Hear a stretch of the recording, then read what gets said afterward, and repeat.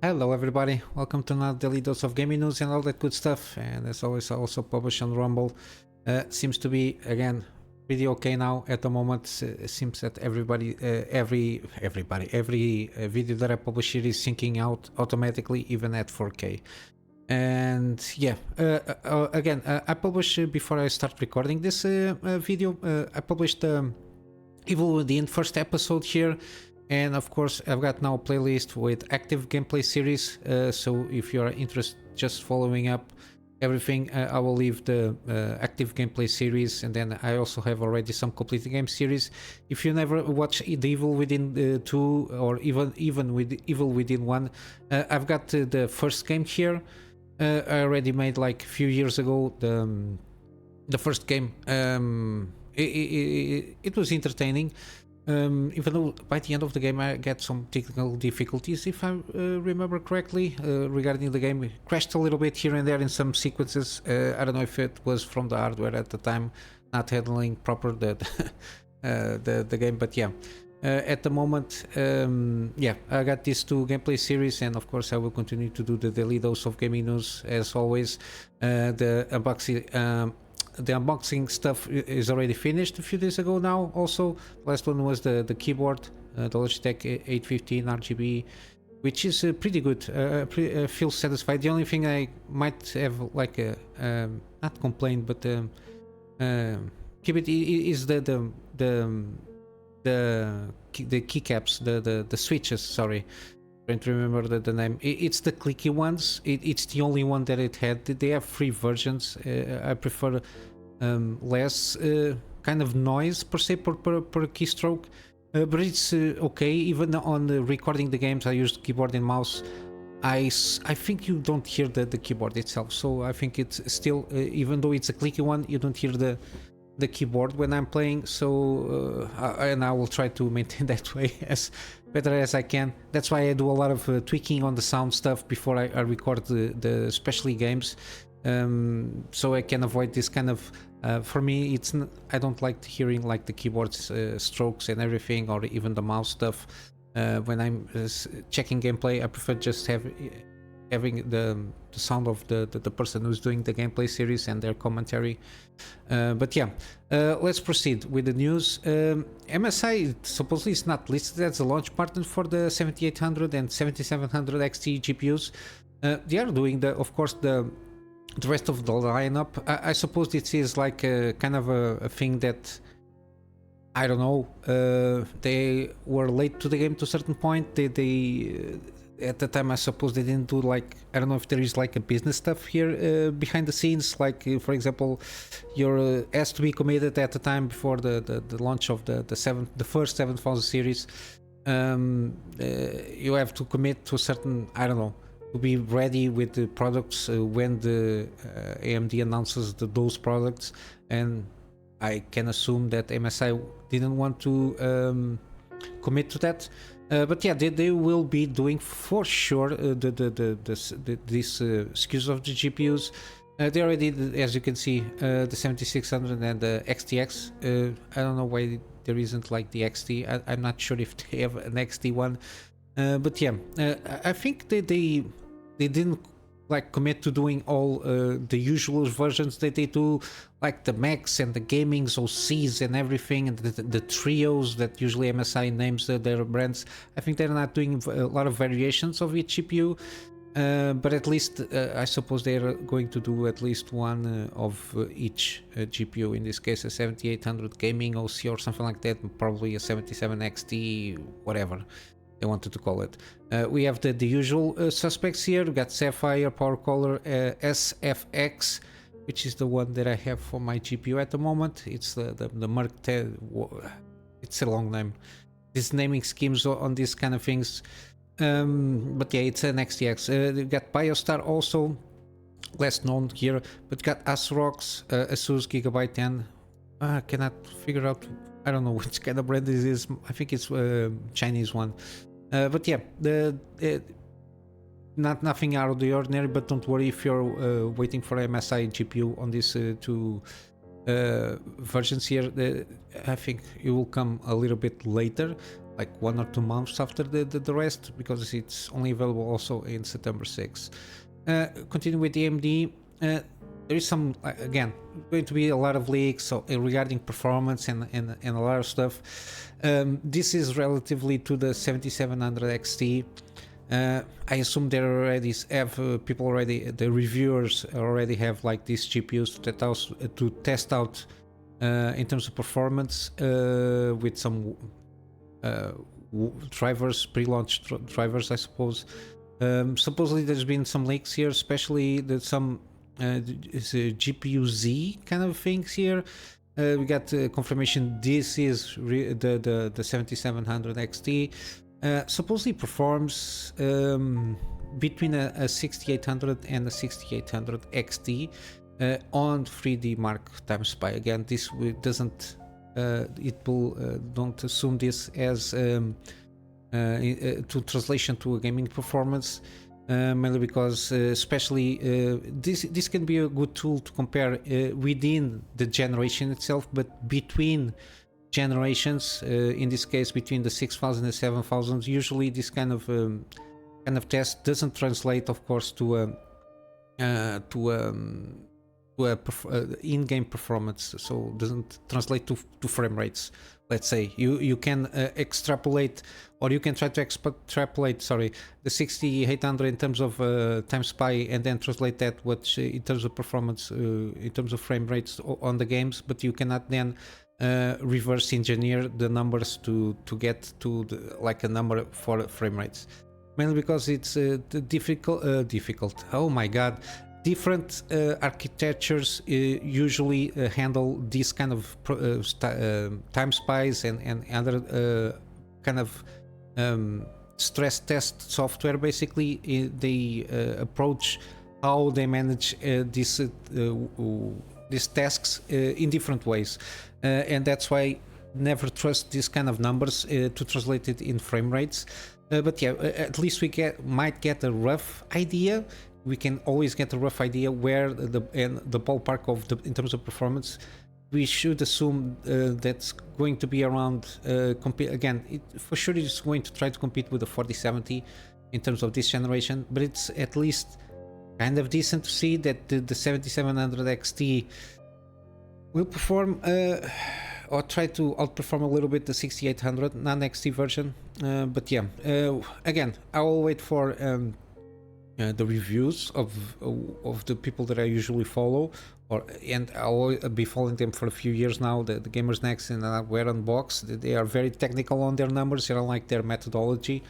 And I also like usually, I don't know if Gamer Next already does also, or they are going to introduce, but I like the hardware unbox kind of a thing with frames, how many cost per frame, basically.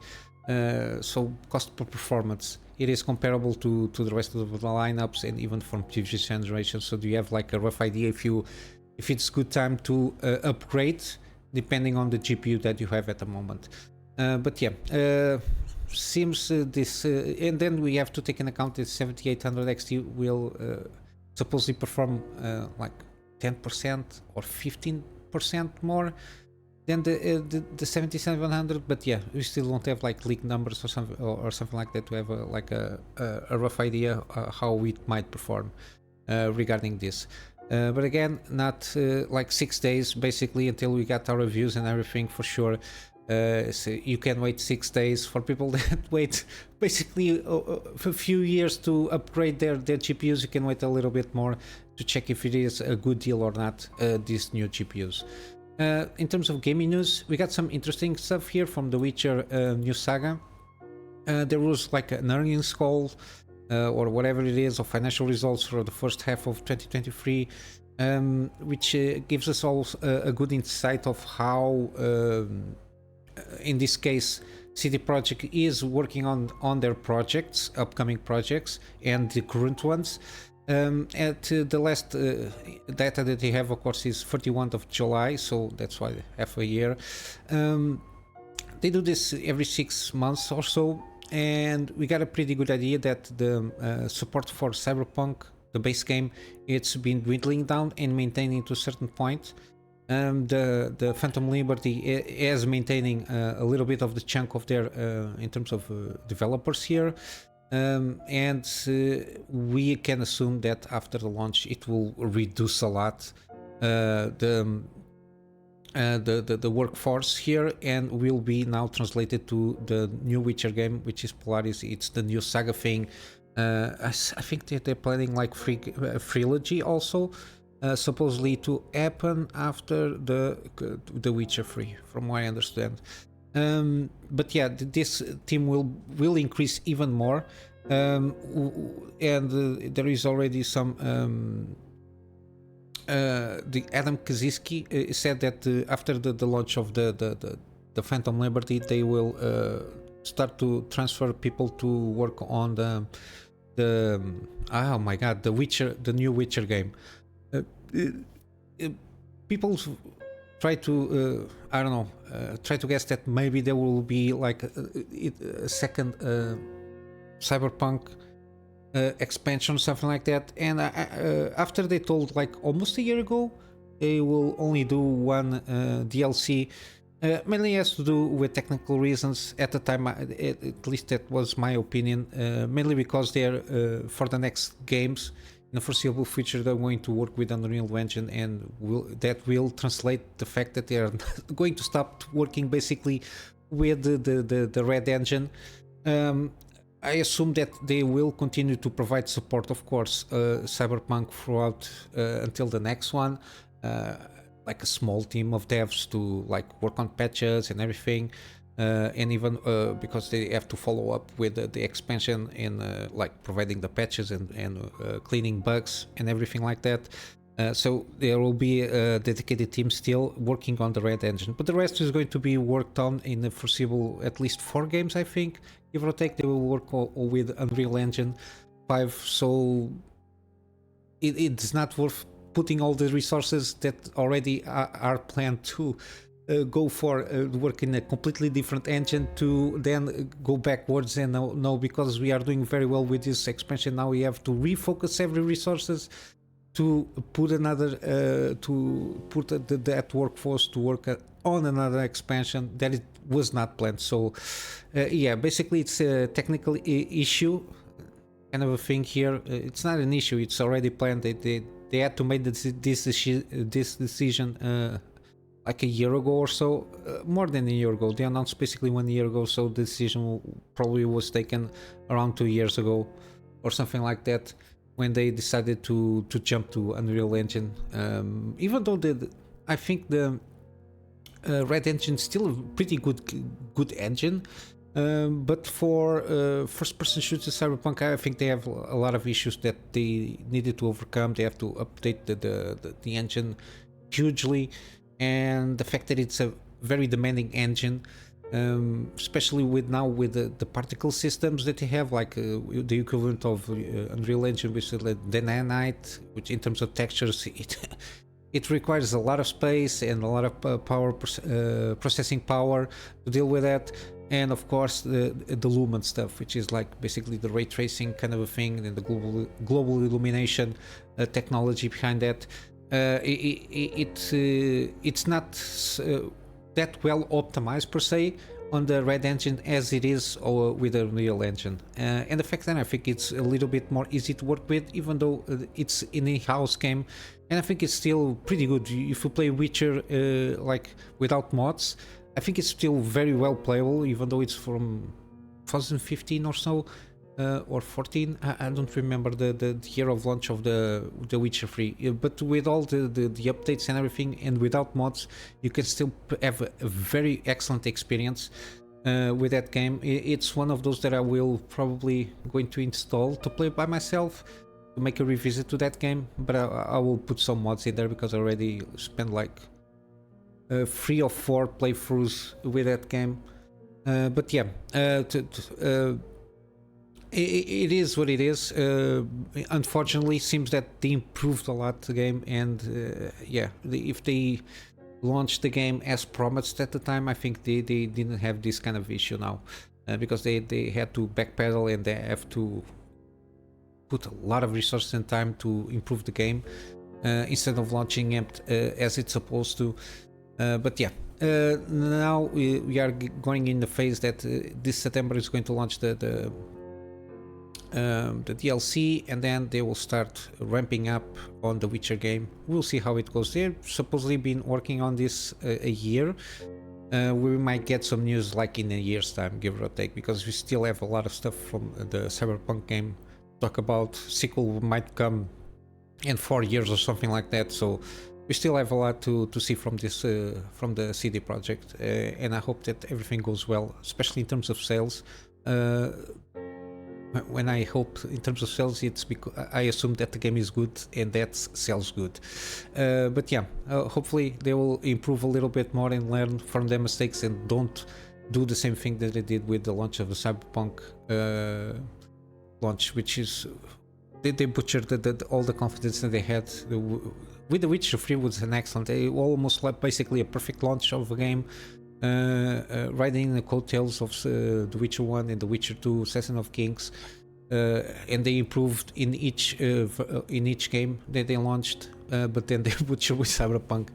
Yeah, sometimes the people don't learn from their mistakes, and that's what happens. Regarding the last gaming news here, is Banishers goes to New Eden, 15-minute gameplay trailer kind of a thing here. It's a little bit better than the last one that I talked about. It was like 3 minutes, very edited, a little bit confusing. This one seems a little bit more, gives us a better impression of what the game will be. Again, I still don't get it a little bit how the story goes around, but you start off in already supposedly everything is set up, you're chasing the hunter. It's the same kind of thing from that highly edited video, but it's an extended version of that. The combat, little, I don't know, I think it could be a little bit more fluid. I think a little janky here and there. I don't know how to transmit that the feeling that I had when I watched.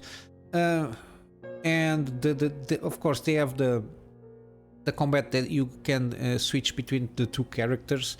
I didn't understand very well, at least how it was played. I didn't perceive very well how it does in terms of, because this guy is a human being, and then the side character, so the love interest, it's like a ghost. So I don't know in terms of like damage, how they divide that damage, like base damage and then magic damage or something like that. I got the feeling that you can, because we're dealing with possessed entities, that like in a physical world, with this guy you try to damage to a certain degree, so then you can pull out the spirit part of the fight here. But yeah, the story-wise, I didn't get too much. I know it was a mission to defeat a monster, and basically that's it. There is, of course, some kind of drama per se, because the better expression that I have, because I don't have a lot of context, seems on the mission itself. So it seems like a little bit of drama between the two sisters. But yeah, seems okay-ish. I'm not complaining, but again, I need a better look at it. But doesn't seem bad, at least from what I saw. Let's say it that way. Hopefully it's a good game. It got some interesting concepts there in terms of like the Banishers and that concept's like an exorcist kind of a thing here. But yeah, we'll see how it goes when it comes out. Still, yeah, November 7. Almost about to say that there is no release date. But yeah, it's 7th of November. Hopefully it is a good one. Gaming deals, we got XCOM Ultimate Edition. I really recommend this one. It has the two XCOM kind of main things, and then basically like a spiritual successor for the XCOM 2, which is Chimera Squad. But yeah, you got all the things here. Supposedly it is around $17 or so, at least from what I saw. Just confirmed here, XCOM, I think the Ultimate Bundle. Yeah, Ultimate Collection, supposedly it's $17, give or take. It includes the free games plus all of this. At least it's my perception of the thing here. XCOM we did, or the first XCOM, pretty good to get a hang on how they go about it. XCOM 2, I'm already basically did everything that I did with the mods here. I've got my list. I need time to do like a proper video before I start doing this series, so I can introduce how I'm going about it with the mod stuff here. And then you have Chimera Squad. I didn't play this game, I think. I don't remember playing this game, but it's a little bit online with XCOM with some different twists here and there. Probably after I finish up a thing with XCOM 2, I will be doing at least one run with the Chimera Squad to see how it goes. We got also still Shadow Gambit, the Cursed Crew. It's like kind of Blades of the Shogun kind of play, or old Commando games, if you remember those. You got a demo here, which is always good, but it's been overwhelmingly positive, this game, which is pretty good, and I'm very happy to see that. And it's got still the introductory offer, which is 10% off, so it's not that much, but at least it's an excellent game. I don't know if you're going to have time to get this deal. Now that I'm seeing like around 5 hours, I don't know how many hours this video will take to render in YouTube, but yeah, as soon as I can publish, I will publish, and you might get like 1 hour or so to get this deal if you're interested. I've got also the Iron Oath. This is an early access game still, but I've been kind of following it since last year. Seems pretty interesting, turn-based kind of things, similar to War Tales, the one that I bring today, at least in terms of like the overall gameplay mechanics, supposedly, because you're merry band of mercenaries again, that with squad management and everything that entails there. Pixel arty,